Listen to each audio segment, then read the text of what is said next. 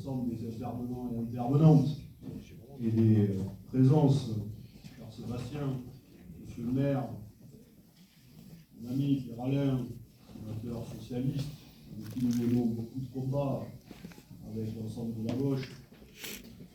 Évidemment, votre député, cher Charles, avec qui j'ai plaisir à rééchanger aujourd'hui. Évidemment, les élus locaux, dont Marie, que je veux saluer, évidemment, vous transmettrez mon amitié à Emmanuel, et puis tous les deux, évidemment, indispensables, nos partis, cher Franck, et puis cher Fabien, merci, merci de ton invitation, avec toi, évidemment, Vladimir, et tous les camarades qui ont participé à organiser cet événement, et puis évidemment l'ensemble des associations présentes, internationales, les jeunes communistes et le temps des cerises. D'ailleurs, je vous invite à aller acheter des livres, soit au stand de nos amis, soit à l'Humanité, parce que je pense que les temps qui courent nous montrent que nous sommes dans une espèce de décrépitude de la pensée politique. Je suis parlementaire, nous sommes trois ici, et je dois le dire malheureusement que ce n'est pas le haut niveau du débat politique, y compris, je le dis, dans nos organisations respectives, qui inondent le débat politique. Mais moi, je ne supporte plus le royaume de la petite phrase, du buzz permanent et du tact. D'ailleurs, c'est pour ça qu'après avoir fait beaucoup de télévision pendant 3 ans, parfois 4 à 5 fois par semaine, je m'abstins à ne plus en faire une depuis 3 ans, parce que je ne supportais plus d'aller à la télévision pour commenter si l'arbre de Noël de Bordeaux devait être en vrai ou en pas, ou si la dernière polémique organisée par un groupuscule d'extrême droite composé de 12 membres devait inonder pendant 2 jours nos radios, nos ondes télévisuelles. Et je pense que nous avons tout à gagner, parce que chacune et chacun se replonge un peu dans les écrits, un peu dans l'actualité, dans nos journaux respectifs et dans notre diversité, un peu dans les romans, un peu dans la poésie, un peu dans tout, et de lâcher les écrans de télévision ou nos smartphones. Et vous verrez, en l'espace de quelques semaines, ça fait un peu de bien. Et je pense que nous aurions tout à gagner à mener comme grande cause nationale. Alors dès qu'on dit ça, ça veut dire qu'on enterre le truc. Mais moi je pense que nous devons, à partir de l'éducation nationale et de la jeunesse, jusqu'aux plus âgés, reposer la question de la lecture pour s'émanciper, la lecture pour s'éduquer et la lecture pour dialoguer. Voilà ce que je voulais dire.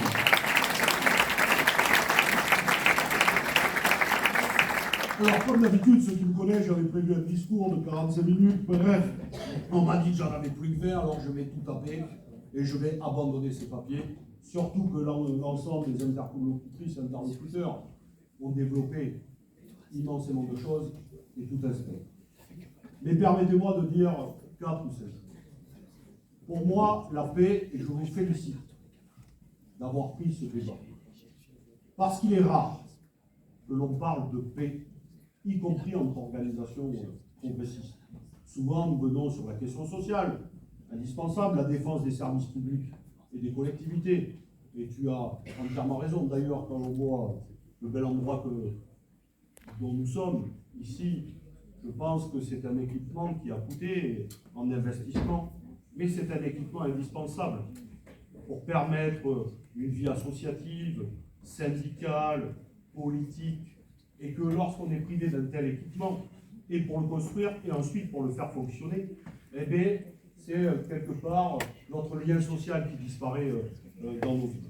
Donc il faut donner les moyens aux collectivités, évidemment, de pouvoir investir, mais compte sur nous, que malgré les débats budgétaires, nous continuons à nous battre pour éviter les coupes qui sont faites qui vont être un peu moindres peut-être, mais de toute façon, la bataille ne fait que commencer. Moi, je pense qu'il faut définir qu'est-ce que nous entendons par paix. Et beaucoup l'ont redit en se replongeant dans les mots de Jaurès, le fondateur de l'humanité. La paix n'est pas que l'absence. Qu'est-ce qu'il y a? Ah bon? Je ne parle pas assez fort? C'est bien la première fois qu'on me dit ça. L'Assemblée, au Sénat, tout le monde me dit, mais calme-toi, on t'entend. Bon, ben, je vais parler plus fort. Merci, Hugo. Je présente Hugo, mon assistant parlementaire. Vous pouvez l'applaudir parce que... On ne le dit pas assez, mais on ne fait pas de la politique seul. On l'a fait entre camarades. On l'a fait avec des élus locaux, mais aussi des équipes au service, pas de notre personne, mais du projet que nous portons. Donc je salue Hugo. La paix, ce n'est pas que l'absence de paix. La paix véritable et globale, comme le pensait et l'affirmait Jaurès, est un état de sécurité globale pour les peuples. Mais qu'est-ce que cela veut dire, une sécurité globale pour les peuples? D'abord, c'est l'arrêt de la mise en compétition entre les travailleurs et les travailleuses entre elles et eux. C'est-à-dire qu'on arrête d'exacerber les nationalismes, les tensions, les rancunes, les haines. C'est-à-dire aujourd'hui qu'on arrête, par exemple, ces traités de libre-échange qui sont dévastateurs pour l'ensemble de la nature et du vivant, mais qui sont dévastateurs parce que nous mettons en compétition les travailleurs et les travailleuses entre eux. Mais ce n'est pas suffisant lorsque l'on dit que nous voulons une paix et une globalité, une sécurité humaine pour toutes et tous.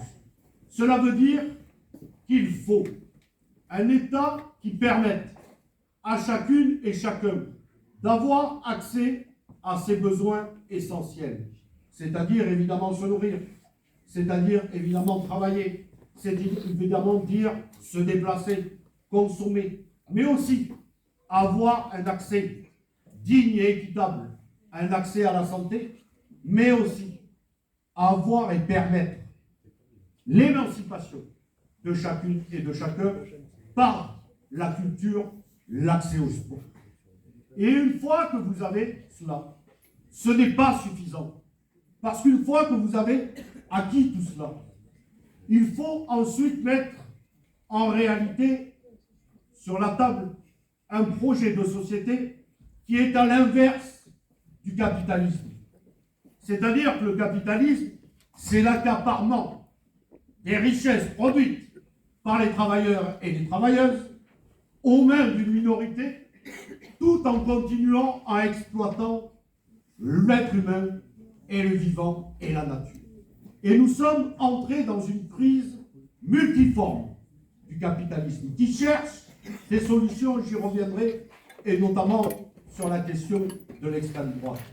Donc, il faut mettre en son cœur le partage des pouvoirs, des savoirs et des richesses.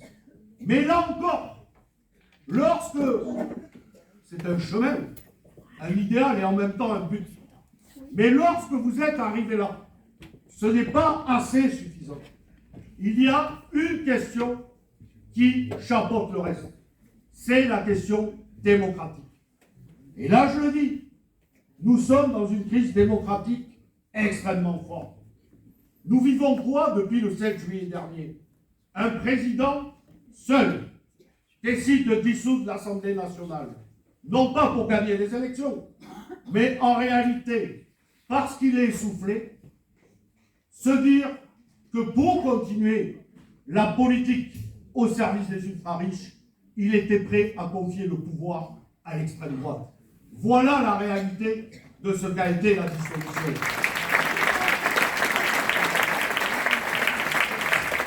Et ensuite, qu'est-ce qui s'est passé? Je reviendrai aussi. Notre unité. Et qu'on le veuille ou non, qu'il le claironne, c'est le nouveau Front populaire qui est arrivé en tête. Eh bien, nous assistons à quoi? Je le dis pour ma part. Nous assistons à un coup d'État contre la démocratie depuis le 7 juillet. Parce qu'Emmanuel Macron a ensuite demandé à des ministres de démissionner, mais ils ont géré les affaires pendant 57 jours. Et au passage, ils ont fait perdre le candidat que nous avions au Perchoir, notre ami André Chassaigne, pour réinstaller Yaël Braun-Pivet. Puis ensuite, ils ont nommé Barnier, qui est arrivé la 5e force des élections législatives. Il a été logiquement censuré. Et maintenant, nous assistons à quoi? À Bayrou. Mais Bayrou est la continuité de Barnier. Et je ne sais pas, et je sais que ça fait débat entre nous. Et moi, je n'insulte personne. Je pense qu'il faut débattre de la situation. Mais même si demain, nous ne censurons pas communément Bayrou, viendra le temps où Bayrou tombera. Parce que la réalité, c'est que ça ne peut pas tenir. Et donc, pourquoi j'explique ça? Pour des forces progressistes, comme les nôtres, ne pas mettre sur la table tout le débat que je viens de faire, mais en plus la question démocratique. Si nous pensons que nous pouvons avoir un changement de cap politique qui réponde aux aspirations des peuples, aux besoins essentiels, dans la démocratie telle qu'elle est faite, je pense que nous nous mettons un doigt dans l'œil. Et donc moi, je ne suis pas attaché aux chiffres. Il faut travailler peut-être à la 6e, peut-être même, puisque nous ne sommes pas d'accord, à la 7e. Directement, ça ira plus vite. Mais par contre, ce que je sais, c'est qu'il faut en finir avec le pouvoir suprême d'un homme seul ou d'une femme seule qui décide de tout, peut s'essuyer les pieds constamment sur le Parlement et mépriser votre vote populaire. Ça, il faut le réaffirmer, ça va être fini.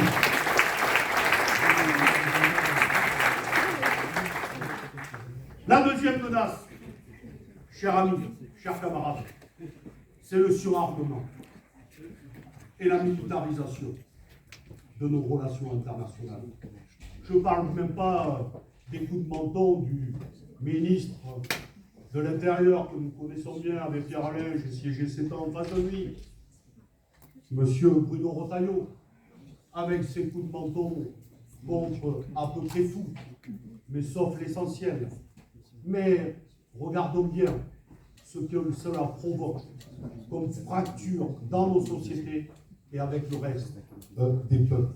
La militarisation, c'est aussi le vœu des armées d'Emmanuel Macron, qui dit, répondant à l'OTAN, qui exige que nous passions à 5% du PIB en militaire, il dit il faut passer aujourd'hui de 5 milliards d'euros de dépenses publiques en armement à un horizon de 48 milliards en 2040.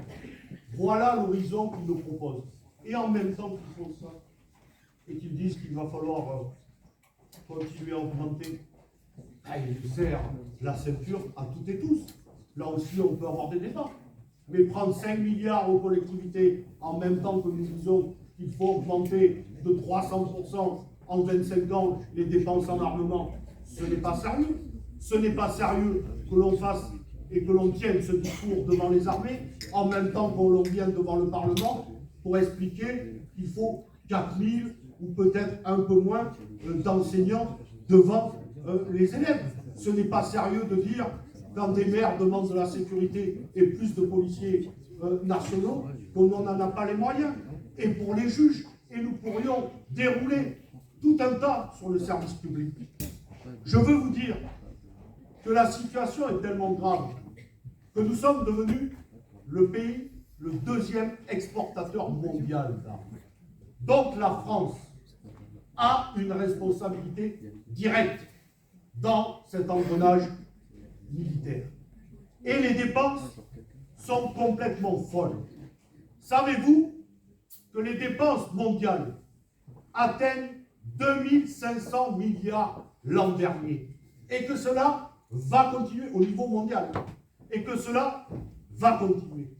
Mais dans le même temps, l'Organisation des Nations Unies dit qu'en 10 ans, si on investissait 250 milliards sur 10 ans, c'est-à-dire la même somme que là, en une année pour les armes, nous pourrions éradiquer la grande pauvreté et toute la faim dans le monde. Ben moi je pense que nous devons porter dans notre diversité le fait que nous voulons réorienter cet argent pour les besoins essentiels mondiaux plutôt que dans le surarmement. Enfin,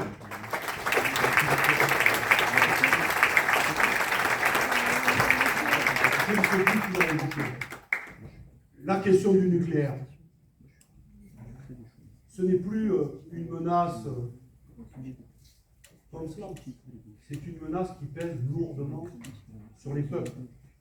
Lorsque nous en sommes à 56 conflits dans le monde, c'est-à-dire entre un quart et un tiers de l'humanité, que nous avons des petits autocrates, des pouvoirs autoritaires,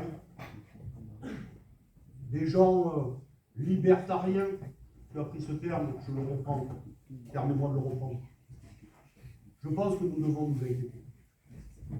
Il y a 8179 ogives nucléaires à travers le monde. Ce n'est pas normal.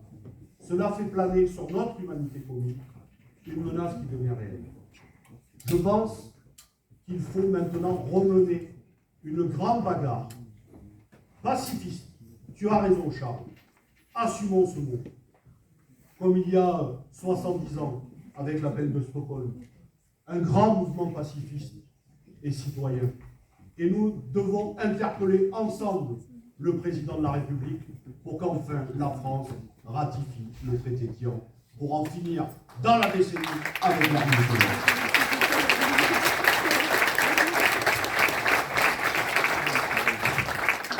La troisième chose, c'est Charles qui a développé cette idée. Il a raison. Chaque jour, il y a les mots. Et les mots préparent à la guerre. Le réarmement sur la natalité, le réarmement moral, le réarmement civique, le réarmement des valeurs. Bref, ce ne sont pas que des mots. C'est pour préparer l'esprit à la guerre. Lorsqu'on a le ministre de la Défense, Sébastien Lecornu, qui dit qu'il faut se préparer à une économie de guerre, lui aussi répondant au défi de l'OTAN, de passer de 3 à 5% pour notre défense commune. Il prépare l'esprit à la guerre. Tout cela alors que nous avons subi la crise Covid, la crise inflationniste et la guerre aux portes de l'Europe. Et puis, il y a la guerre de la désinformation. Tu en as parlé. Elle est massive aujourd'hui. Elle est massive parce que le monde de la tech et de la finance et des GAFAM ont décidé d'investir lourdement dans des médias ou des médias alternatifs, non pas pour scruter la vérité et la dire, mais pour porter leur vérité alternative. Ça fait longtemps qu'il y a de la guerre de désinformation. Mais aujourd'hui, lorsque un copain disait une connerie au bistrot, en buvant un Ricard, c'était plus une connerie de bistrot. Et on se tapait sur l'épaule et on lui disait, ce n'est pas grave, allez, il est temps de rentrer à la maison. Mais maintenant, lorsque ce même personne raconte quelque chose sur les réseaux sociaux et qu'elle est propulsée par des algorithmes puissants qui font que la Terre est plate, le sexe des anges, ou je ne sais quoi encore, il ne faut pas croire la science et il ne faut pas se vacciner, comme Trump et Bolsonaro l'ont poussé chez eux, là ça devient un problème.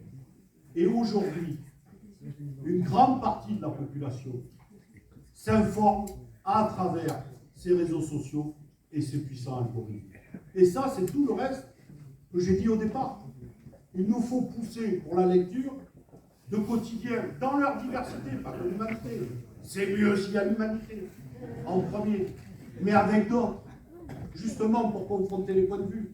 Parce que le travail de journaliste, c'est de travailler à partir de la vérité et de faits, de recouper l'information et de ensuite permettre à chaque lecteur et lectrice de se forger une opinion libre et éclairée. Et donc, nous sommes dans ce moment-là. Et ces algorithmes, ils poussent quoi? La haine de l'autre, le rejet de l'étranger, le rejet des homosexuels, Bref, en réalité, un racisme et un antisémitisme décomplexés. Donc, il nous faut être extrêmement lourd face à cela. Dernière chose, avant de passer à ma conclusion. Je veux m'arrêter sur deux conflits. Évidemment, c'est toujours injuste, parce que tu l'as redit, je crois, 56 conflits dans le monde. La République démocratique du Congo, et tant d'autres que tu as évidemment cités, je pense à mes frères et sœurs kurdes, qui vivent en ce moment des moyens de paix. Je veux saluer le combat des femmes iraniennes et des femmes afghanes qui luttent contre leur souveraineté.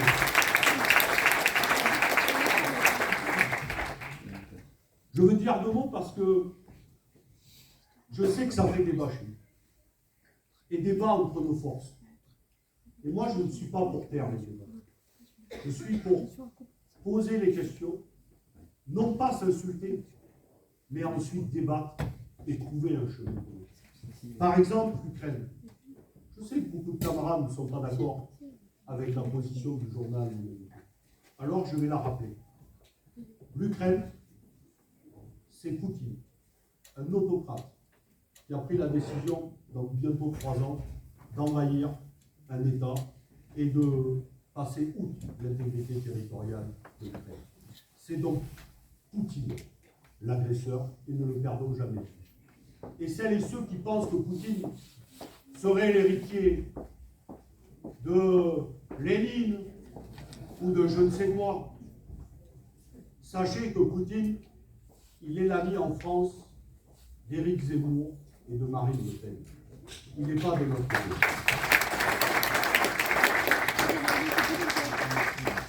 Et donc, pour ma part, je ne dénie pas le droit aux Ukrainiens et aux Ukrainiennes, le droit de se défendre et de résister face à l'envahisseur russe.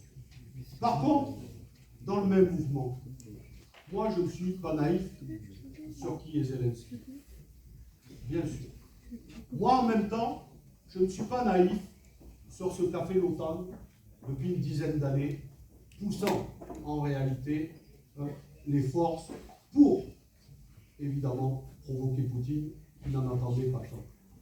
Pour ma part, je ne suis pas naïf à ce que nous ayons travaillé pendant une décennie et conclu des accords de Minsk qui permettaient de geler une situation et d'avoir un cessez-le-feu entre les deux parties.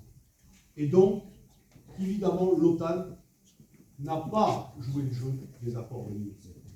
Et, je vais le dire aussi, je ne suis pas d'accord à ce qu'on rajoute des armes aux armes. Parce que plus nous continuerons à livrer des armes ultra lourdes aux Ukrainiens pour résister, qui en ont, je le redis, parfaitement le droit, et c'est un droit légitime de chacun de résister lorsqu'il est agressé. Mais plus nous allons rajouter des armes aux armes, plus le conflit s'enlisera, et plus le conflit, en réalité, sera meurtrier. La seule question qui est donc posée, c'est qu'il faut refaire parler la force de la diplomatie et contraindre Poutine à s'asseoir autour de la table. Avec, à mon sens, 2 lignes rouges pour chacun. Il faudra, ne pas humilier les Russes.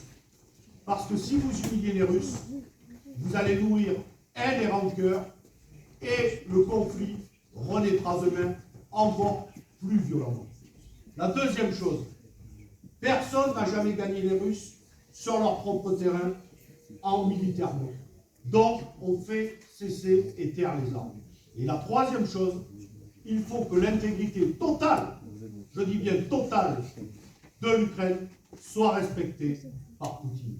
Voilà un chemin que nous devrions porter ensemble en tant que pacifistes et demander un cessez-le-feu urgemment sur place, d'abord pour les peuples ukrainiens et le peuple russe. La deuxième chose, c'est évidemment, et tu en as parlé Marie et d'autres, c'est évidemment la question palestinienne. Pour moi, elle est consubstantielle de mon engagement communiste. Je me suis rendu plusieurs fois sur place. J'ai conduit les premières délégations du jeune communiste à l'époque. J'ai été en prison en Israël. J'ai rencontré par 3 fois Salah Hamouri.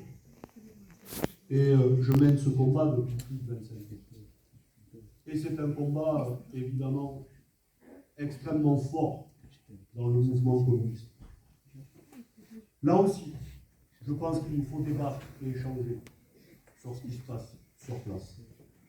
Oui, je le redis, le 7 octobre est une attaque terroriste inacceptable qui a fait 1200 morts et nous pensons à chaque victime aujourd'hui.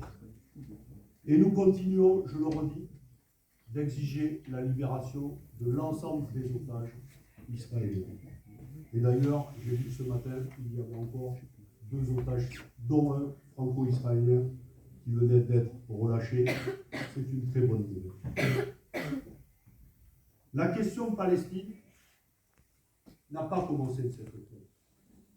Elle prend ses racines sur des dizaines et des dizaines d'années de colonisation, d'apartheid et de non-respect du droit international, notamment par les gouvernements d'extrême droite dirigés aujourd'hui par Benjamin Netanyahu.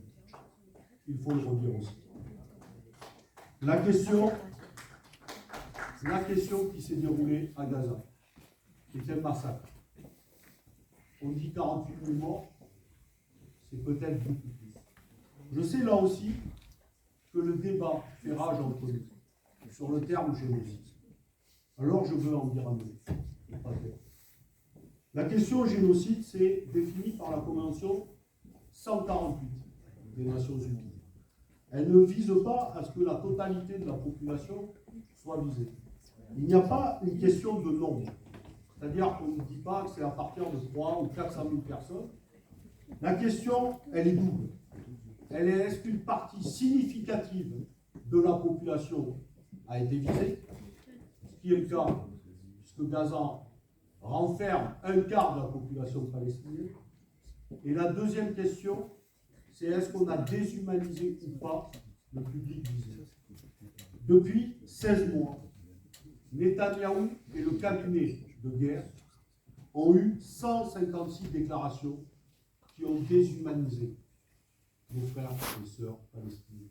Ils ont appelé à raser Gaza parce qu'il était peuplé d'animaux.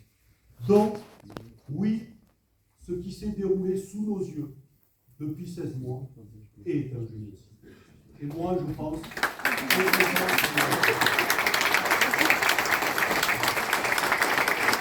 là aussi, je redis, pour que le cessez-le-feu, que les otages soient libérés, les prisonniers politiques aussi, et l'aide humanitaire doit rentrer. Mais ensuite, il faut construire la paix.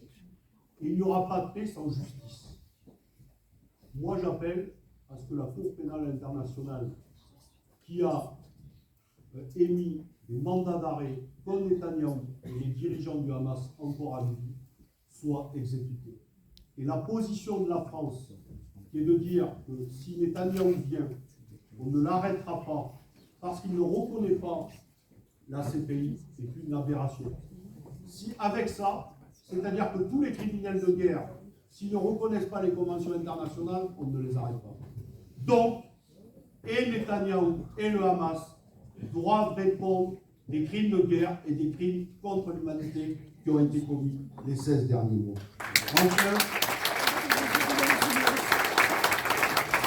chers camarades, évidemment, il faudra que la colonisation cesse, que les murs tombent, le retour des réfugiés, pour qu'enfin, on puisse reconnaître un État palestinien dont la France devrait prendre l'initiative, aux côtés d'un État israélien dans les frontières de ce pays. Chers amis, chers camarades, il me reste 3 minutes. Alors, parce que je vois que tout le monde s'active et que tout le monde a faim, l'apéro a l'air prêt, c'est tant mieux, tout le monde a soif. Je veux dire, un dernier mot de péril et former un vœu aussi. On est le 1er février, tout le monde a fait ses vœux, là aussi. Le dernier péril, c'est l'extrême droite. Chaque interlocuteur et interlocutrice, à un moment, l'ont développé. L'élection de Trump est un moment de bascule comme nous n'en avons pas connu depuis un siècle. Prenons bien garde à ce qui est en train de se jouer. C'est donc l'alliance des grands réactionnaires néofascistes 2.0. Et ça va aller extrêmement vite. Parce que le capital, lui, a choisi. Après avoir instauré la social-démocratie, après avoir choisi l'ordolibéralisme, il a décidé, pour continuer son œuvre destructrice, d'épuiser le vivant et la nature, en réalité de parier sur les extrêmes droites. Le capital a choisi. Le capital italien a choisi Meloni. Le capital argentin a choisi Milei. Le capital de l'Europe de l'Est ont choisi depuis un moment de confier de Orban à d'autres. Et tu as raison de rappeler le Pays-Bas et tout ce qui bouge. Et Musk va investir lourdement pour continuer à déstabiliser nos démocraties européennes. Farage en Grande-Bretagne et l'AfD en Allemagne. Prenons bien. Et si nous pensons qu'en France, nous allons passer sous les radars, nous nous mettons un doigt dans l'œil. Le péril n'a jamais été aussi grand depuis un siècle. Ils sont là. Ils font l'actualité. Ils sont 137 à l'Assemblée nationale, alors que la Ve République et le mode de scrutin avaient été faits en partie pour éviter toute entrée du Front National dans l'Assemblée nationale. 135, chers amis et chers camarades, c'est beaucoup plus que chaque groupe divisé entre nous. Mais lorsque nous sommes unis, nous sommes plus forts. Alors je finis un dernier vœu, comme tout le monde l'a fait. L'unité, il ne suffit pas de la proclamer. Il faut la créer. Il faut la souder. Elle se réalise au quotidien. Bien sûr, nous avons des différences entre socialistes, écologistes, insoumis et communistes. Et je l'ai dit, parfois des désaccords. D'ailleurs, je n'ai aucun problème à ce que je viens de dire tout à l'heure sur les deux conflits ou sur d'autres choses, des gens ici ne soient pas d'accord avec moi. Et c'est pas grave. Et on en débat. Et ensemble, on progresse. Je n'ai aucun souci. Mais j'ai beaucoup relu la dernière année. Et croyez-moi que les débats et les fractures qu'il y avait entre Jaurès et Guel étaient beaucoup plus béantes que ce que nous avons ici entre nous. D'ailleurs, je le redis, pour l'époque, tous dans notre diversité, on passerait pour des sociodémocrates si on était rebasculés il y a un an. Même moi qui suis le plus révolutionnaire de tout le monde ici. Sans blaguer. Donc, je le redis, si nous continuons à nous diviser, à instiller le poison de la division, de la haine, de la rancune, de la petite phrase, en sachant, mais oh, lui, il est trop révolutionnaire, oh, lui, il est bien assez social-démocrate, oh, lui, il est un peu trop communiste, oh, lui, il gueule un peu trop, oh, ben lui, il n'ouvre pas assez. Si nous continuons à jouer à ce petit jeu-là, nous allons passer un moment sous les fourches codines de l'extrême droite. Et prenez bien garde à une chose. On sait quand l'extrême droite arrive au pouvoir, on ne sait jamais quand elle retourne. Et surtout, dans quel état elle laisse la démocratie. Parce que c'est les atteintes à la liberté de la presse, c'est les atteintes à la liberté de créer, c'est les atteintes à la liberté des femmes. D'ailleurs, heureusement que nous avons inscrit le droit à l'IVG dans la Constitution. C'est tout un tas de domaines.